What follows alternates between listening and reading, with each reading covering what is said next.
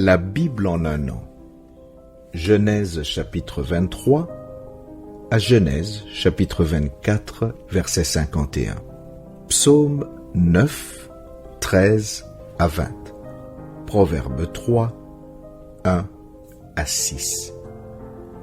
Lecture du 10 janvier.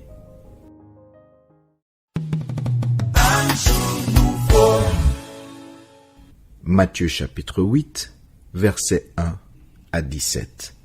Lorsque Jésus fut descendu de la montagne, une grande foule le suivit.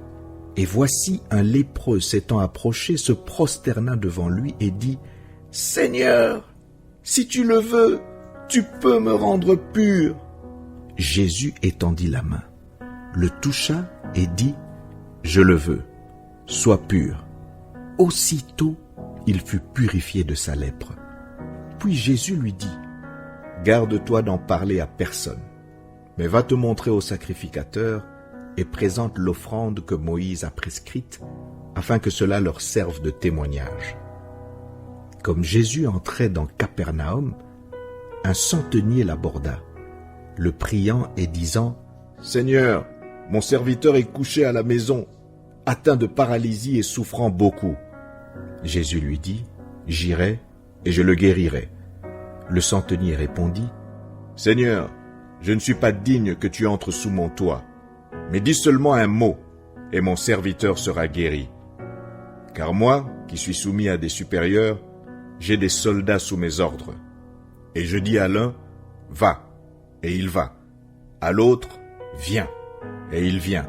Et à mon serviteur : fais cela, et il le fait. » Après l'avoir entendu, Jésus fut dans l'étonnement, et il dit à ceux qui le suivaient : « Je vous le dis en vérité, même en Israël, je n'ai pas trouvé une aussi grande foi. Or, je vous déclare que plusieurs viendront de l'Orient et de l'Occident, et seront à table avec Abraham, Isaac et Jacob dans le royaume des cieux.